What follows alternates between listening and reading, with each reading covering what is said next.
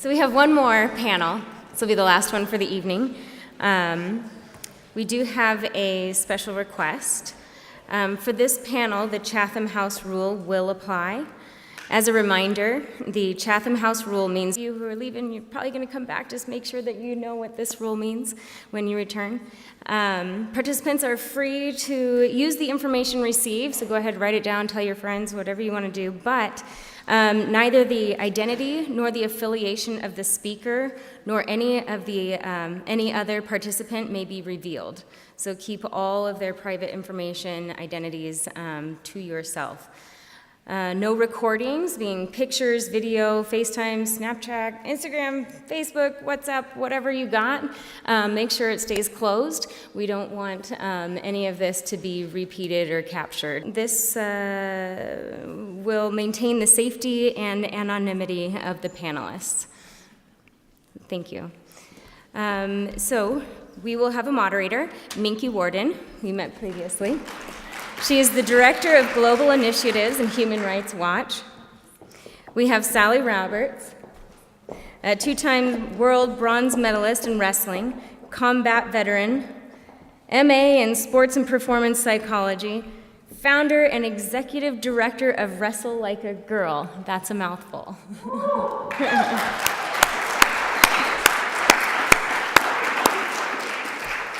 We have Sarah from Iran. Created the open stadium movement in Iran so that all women and girls can watch sports in stadiums.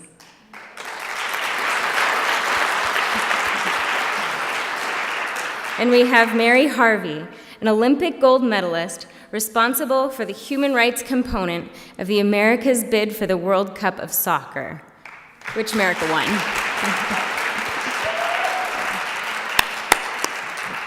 Thanks very much. So while our panelists take their seats, I did want to reiterate the point that we made about security. We have an unusual and very special guest with us this evening from Iran. Have any of you in the audience ever risked your lives to come tell a story like this on a panel? Show of hands? No? No one? Okay. So we're thrilled to have her. She's just arrived in the United States. And if we do see anyone who looks like they're taking pictures, I'm going to send Sally to beat you up and to take your camera away. It is a very real security risk, and we appreciate your help and cooperation so she can share her experience. And I will actually start with Sarah. Can you tell us a little bit about your background, about your experience growing up in Iran, and your life?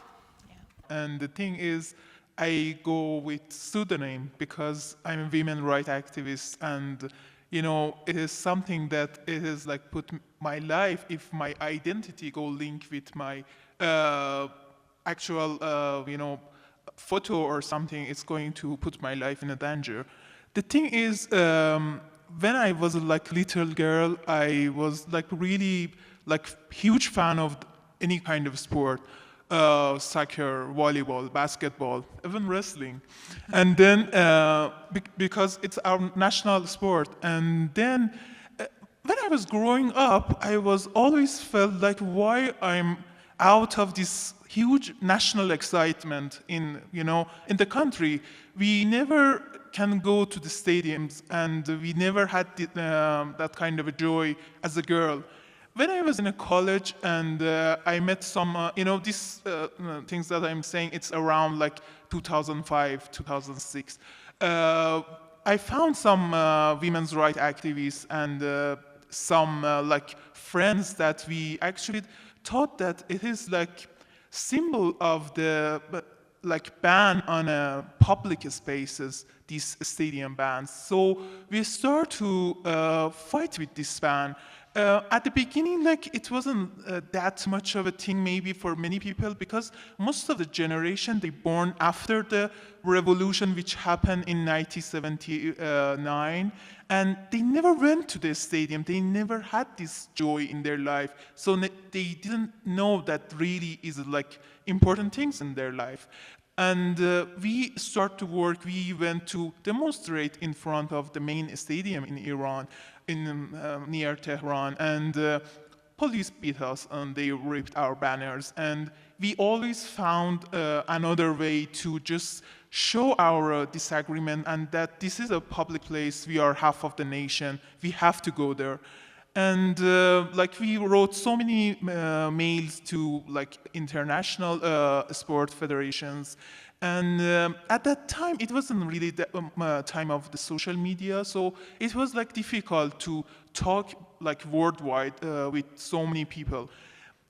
You know, these years, like I can say 2013, after that we start like our campaign, especially we start to write in English because we want to people around the world know about how women in Iran also want to watch sports, men's matches like soccer, volleyball, basketball, any kind of these matches. And I started like this Twitter handle, Open Stadiums, and we usually share our stories, tell our stories, what happened, like any kind of incident around the subject, we share it on that Twitter handle. We try so much on any occasion bring up this problem that which is in part it is a problem and ban that Islamic Republic put on like Iranian women, and the other hand also it's the lack of the like attention of international federation, because it's in their statute. They, you know, in Article 4 of FIFA, they didn't have to put any gender discrimination also, but they don't care at all. Like volleyball federation, at all. So this is, please follow us on Twitter and see our stories. And you know, we want to put a pressure to break this ban. Yeah. And bravo. Thank you. Bravo.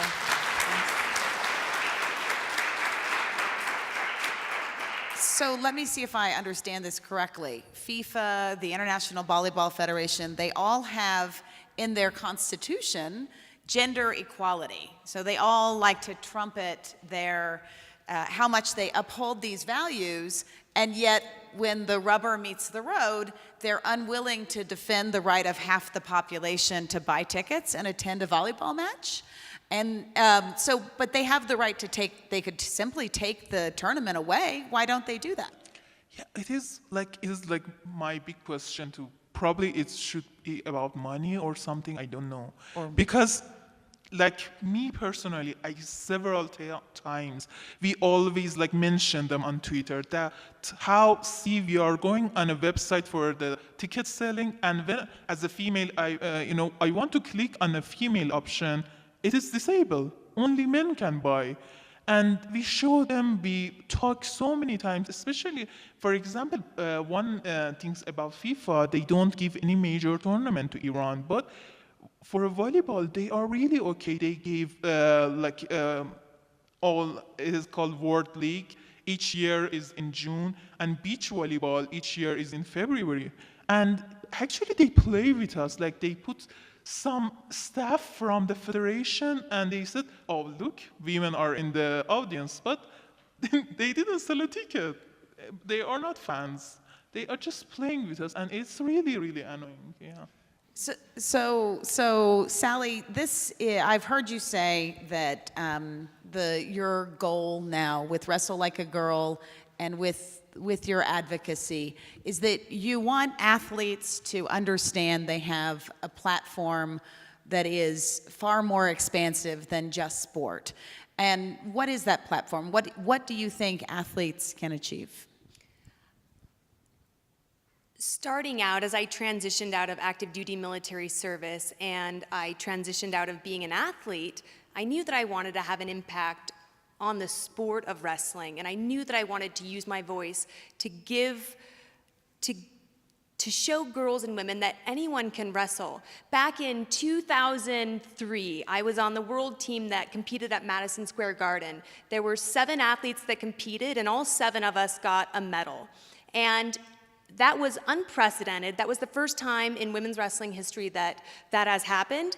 And we all looked at each other and celebrated and said, oh my gosh, people are gonna like us now. And spending 20 years wrestling and the last 10 being affiliated with USA Wrestling and at the Olympic Training Center, I really started to get almost inoculated or lulled to sleep thinking that everyone liked women's wrestling because I was surrounded in an environment where we were incredibly supported.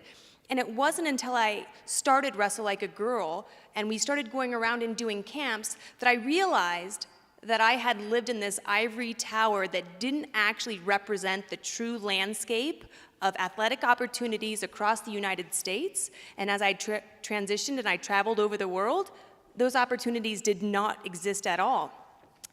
In 2016, I got the United World Wrestling Women in Sport Award. And when I was there, I got flown to Geneva, Switzerland to receive this award.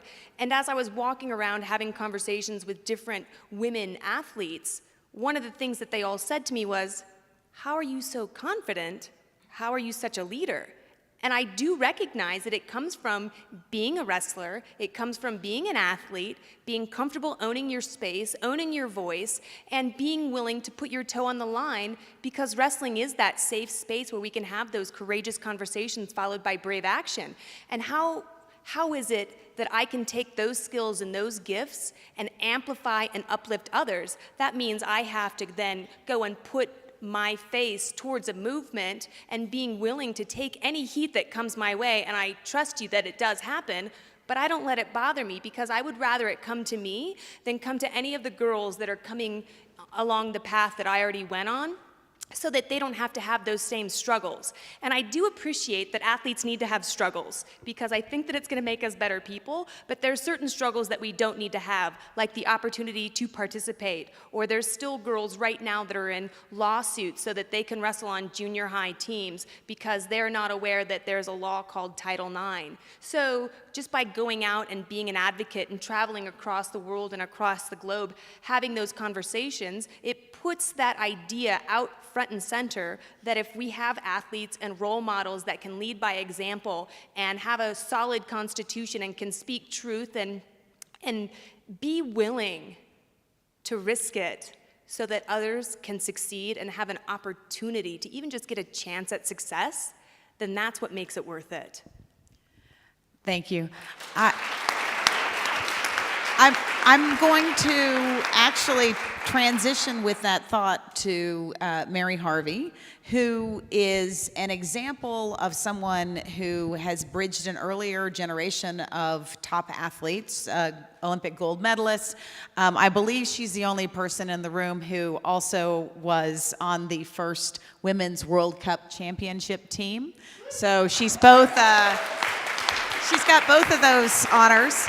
And but also has seen a lot of the challenges that women have had, particularly in the need to advocate for a seat at the table in the federations, the need to advocate for pay equity. And while we're on the topic of pay equity, Mary, when you won the Women's World Cup, the first Women's World Cup, obviously it was a very big deal for the United States. How much was the big pot of prize money? What'd you get? Oh, you got a handshake? Yeah, handshake. You got a handshake for winning the Women's Well World done. Cup. Yeah. Wow, that's great. So things fortunately have changed, but I think we've still obviously got a long way to go. I will ask you what using the prism that Sally has given us of athletes can do a lot more with their gold medals than just wear them around their necks. What have you done with your gold medal? What are you doing now? Well, thank you for the question, and I'd like to also thank Sally Roberts for putting together what has been an unbelievable evening. Very inspirational for me. Amazing. And I'm trying to figure out how I ended up on the athlete panel. I mean, we've had Nancy, I'm one of many athletes here, but I'm on the athlete panel anyway. I think that's just wonderful. I think I learned at an early age, there's another law that has fundamentally shaped athletics in the United States, and that's the Amateur Sports Act. Professor Makar over there is nodding her head. So the two laws really that are uniquely American, one's Title IX and one's the Amateur Sports Act. And because of the Amateur Sports Act, it mandates that athletes have a seat at the table in the governance of the sport they play. And at a very young age, before I had an Olympic gold medal, I was at a board table. I was 23 years old, and I was on the board of directors of my federation, U.S. Soccer. And I didn't know what to say. I didn't know what to do. I didn't know what was going on necessarily. But just being in the room, people behave differently. It's like their conscience is in the room, right? So when administrators are talking about what's best for players and athletes or whatever, and one's sitting in the room looking at them, they behave differently. And the other thing that I became very aware of was in being an athlete representative at my sport, I not only had the duty to speak up for all athletes, but that included the ones who were not represented, and those were youth players. So I learned very, very early that if I didn't speak up for the rights of youth players, nobody would, because I was their one voice. So I think that experience sort of imbued in me the importance of advocating for those who don't have a seat at the table, because I did have a seat at the table, and so it was my job to advocate for them. So in years after the Olympics, 1996 Olympics, it became a bit of a personal mission because I had seen two things that left an indelible impression on me. One is there's a lot of power in speaking athlete to athlete. So one of the things that I got to do that's such a privilege is I got to be an envoy for the U.S. State Department in its Sports Envoy program. And I went around the world, and they sent me to Iraq right out of the gate. And so I'm in Iraq in 2013, and I'm meeting with girls and women, Jordan several times, and they look at the United States women's national team and they say, well, that's great what you guys have, we can never do that here. And I say, let me tell you a story. I made the team in 1989, and we wore hand-me-down uniforms, and I told them, I unpacked exactly the history of the U.S. women's national team and how it took kicking the door in. I mean, really, after we won the World Cup, we kicked the door in and said, we're not going anywhere. We just won the World Cup. We're staying. And in 4 years, we got to defend. So what are we going to do about it? And, it took a lot of people being uncomfortable about that. But that journey of self-actualization and trying to create the future you want for yourself, to be able to have that conversation athlete to athlete, the medal's helpful, right? But it's also, they can tell that it's authentic. You're speaking truth, and they nod their head and they say, yep, I'm a participant in the future I want for myself and my country for the sport, and you just help me understand how to navigate my role in that. Bravo.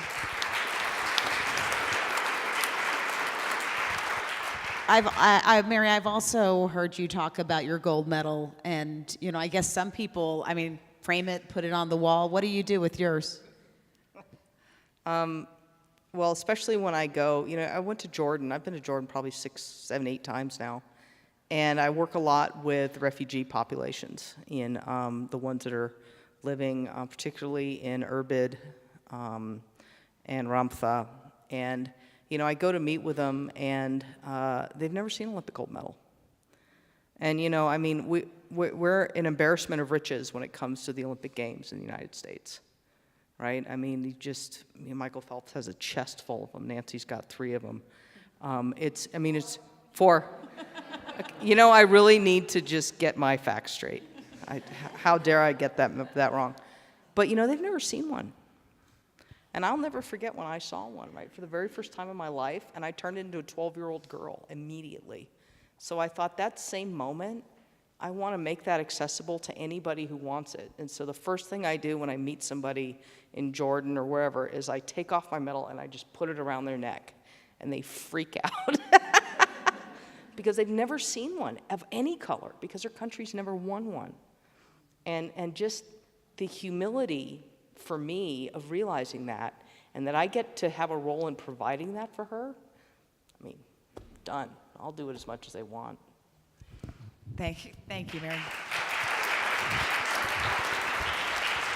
When I think of the bravery of women in Iran or women in Saudi Arabia who are, as you say, kicking down doors that have long been closed to them, knocking down hurdles that we don't have, we don't face. I think I've heard we all heard Raha say that her great wish is that there would be no more firsts for women in Saudi Arabia, that there would be a first gold medal and then no more firsts.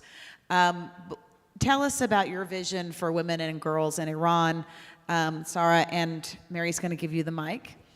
And if you can, I also would like you to tell the audience about how women and girls and teenagers, especially who are soccer mad, they're football mad.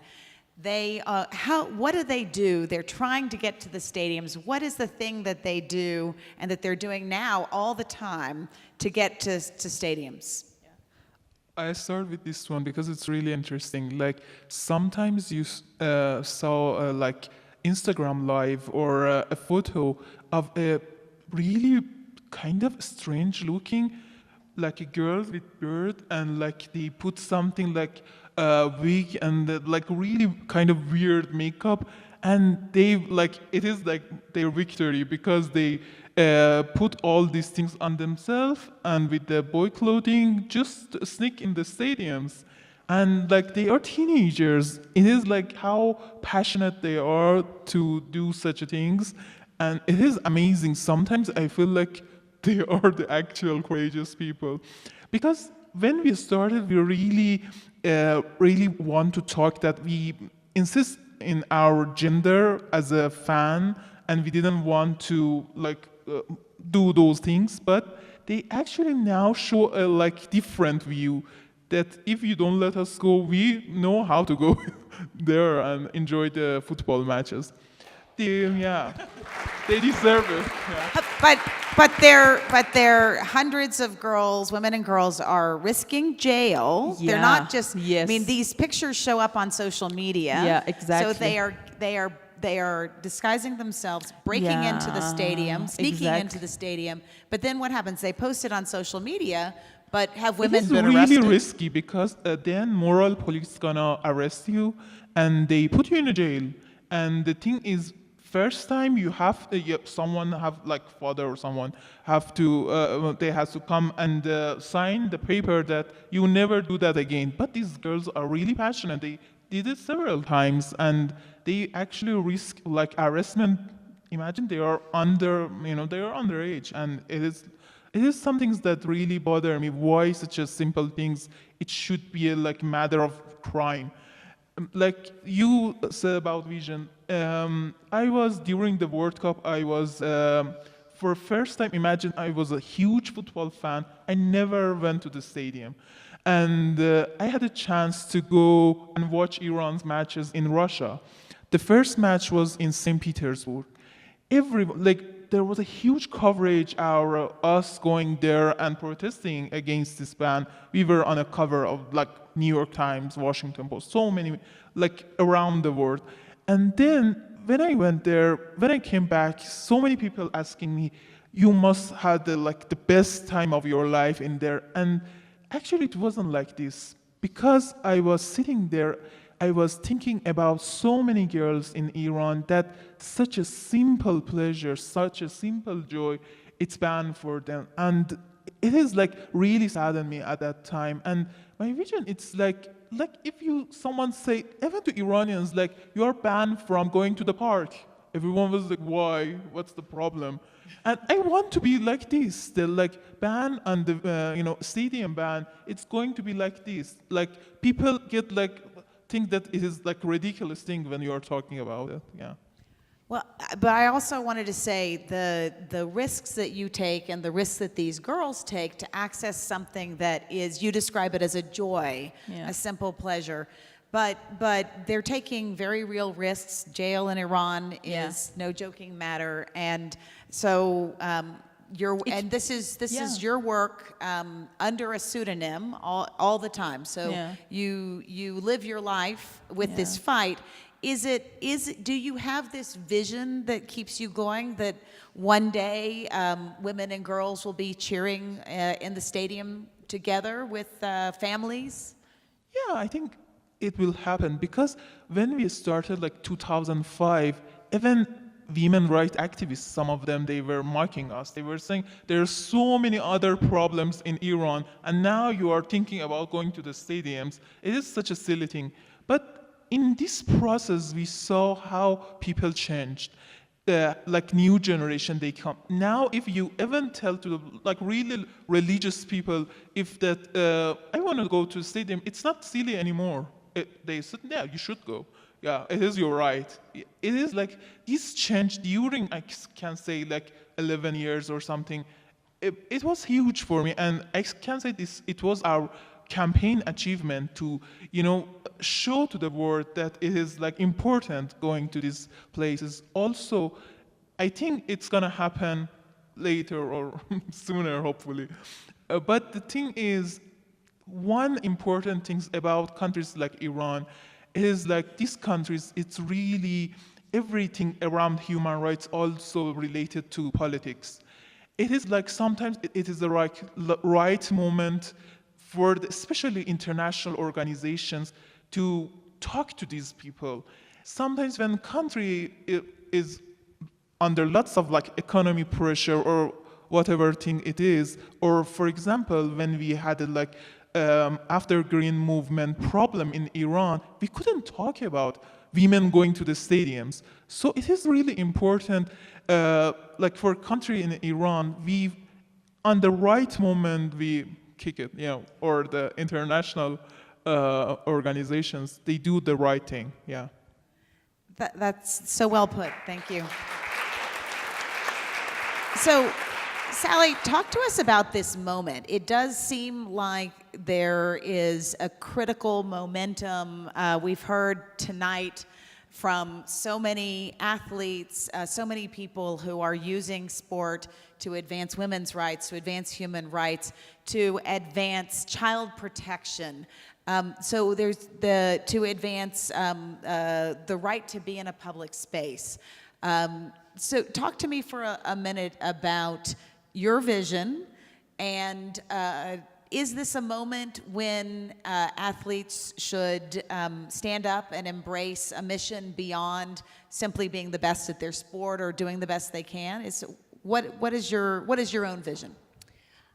I absolutely recognize that children, youth in the United States and across the world, by virtue of your athletic success, you have notoriety, you have influence, and we as athletes can determine what type of impact we want to make on this world.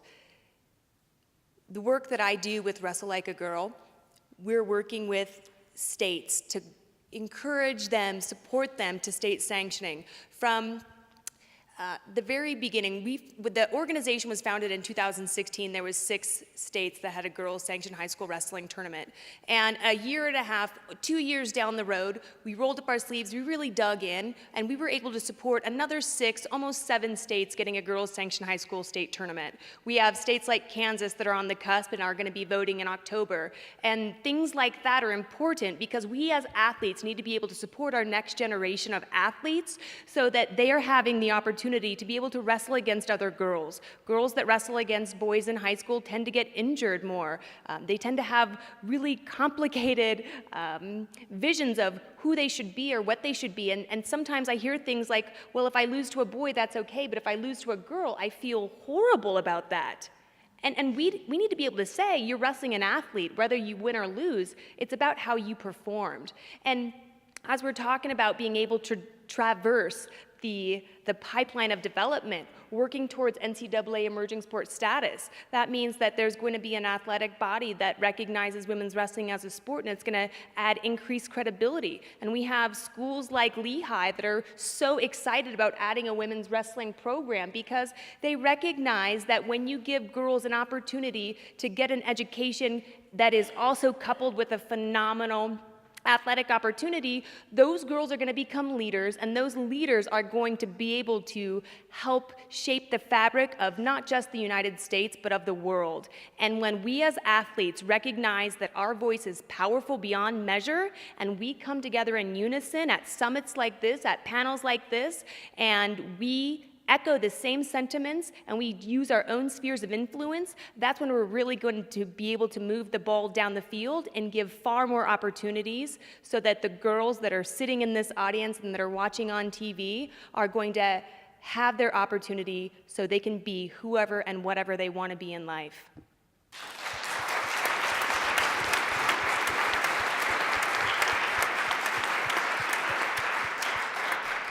I'm gonna turn to the future with Mary Harvey, and to turn back to the United Bid and the idea that the U.S. that you oversaw the human rights strategy for the United Bid. You were in Russia for the win. You jumped higher than anyone else when the U.S., Canada, and Mexico were announced. Is there, this panel is about athlete engagement, but is there a way that we can use the World Cup coming to the United States to change the game for human rights, to give athletes a platform? What are some ideas for your vision? Well, I think, first of all, what an incredible honor to have the very first human rights requirements for a mega sporting event land in your lap. What an honor. You're setting a bar. It could be a low bar, it could be a high bar. I hope it's a high bar. But what an honor, and what a responsibility, a big responsibility. And knowing that there's no blueprint for it, although certainly the Commonwealth Games goes as far as anyone had. But then to know that your work would be public, the world would look at it. And so I think what was so incredibly rewarding about it was imagine a world where you could really, with these requirements, right, that ask for independent assessment of risk. I mean, there's no place to hide. You have to own what is not okay, and you have to then say, what are you going to do about it? How are you going to change things? And to be able to envision how, and again, I'm a soccer player, it's a love affair with the World Cup. The World Cup is the most beautiful thing if you're a sporting nut. And it should be this beautiful thing. And look what it had been associated with. And it was heartbreaking. And to envision a world where you could use the hosting of the World Cup to make your own countries, 3 countries, better, treat people better, and perhaps in a context that's very appropriate for that sort of wish and dream. It was inspirational from the get-go.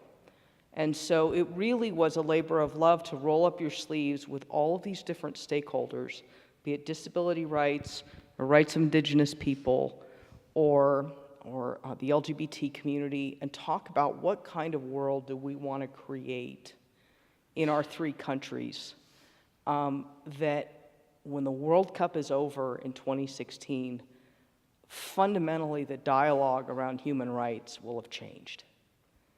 It will no longer be a question as to whether or not we're talking about bathrooms. We're not going to be talking about bathrooms anymore if we do this right.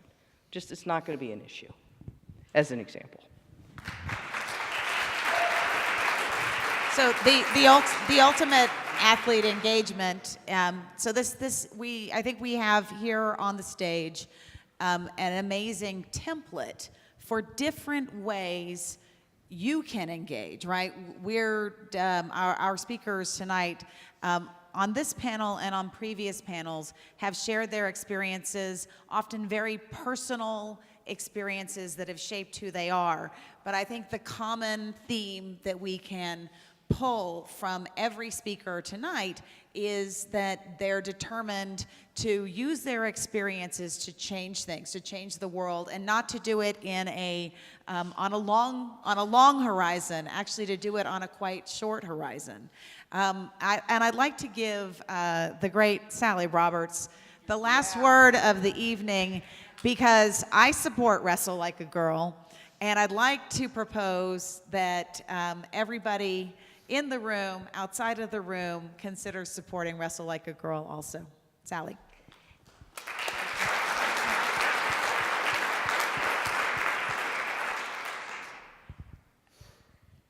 I am incredibly grateful, I'm incredibly thankful for everyone that has traveled here from across the ocean or even just from across the street, because I know that we also have a lot of college students that are here today. The hope and the vision of putting this summit together was to be able to have conversations, knowing that there's some critical issues in sport. And if we want to be active participants, if we want to engage, we can do that and we can have an impact. And it doesn't take a lot. Some of you might know this, but growing up, I had a really challenging childhood. My mother had been married 5 times, and I didn't like being at home. I went out after school, and I was shoplifting and breaking into houses, and I got in trouble so many times that the juvenile detention officer told me I could either find an after-school activity or I was going to be going to juvenile detention. And I tried out for the girls' sports, softball, basketball, volleyball, and I got cut from all of them. They kept telling me I was unathletic. But here was this girl that needed an opportunity to belong so that I didn't have to go to jail. And I saw that wrestling was a no-cut sport. So by virtue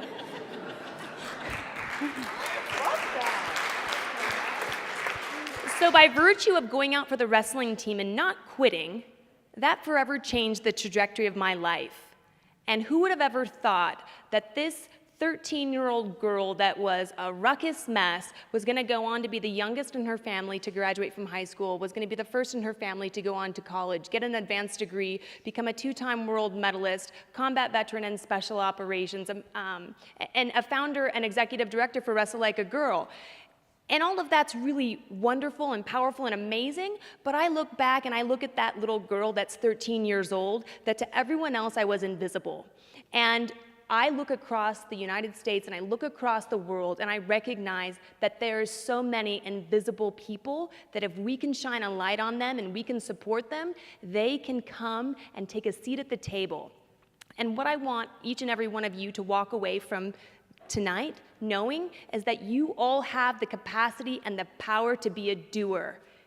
We all have a choice of how we want to lead our lives and how we want to affect others. We can either make a choice that's going to land us in jail,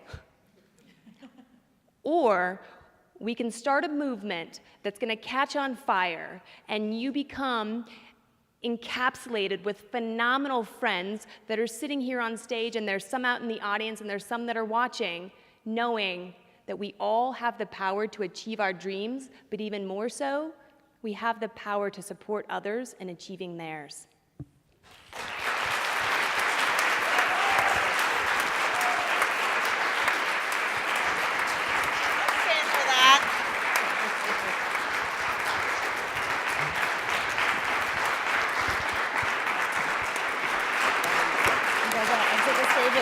Okay. So if we could just give one round of applause for all of our panelists and speakers. Everyone back there, up here. And thank you to the audience for making it out tonight. Wouldn't be here without you guys. That's it. Thanks for coming.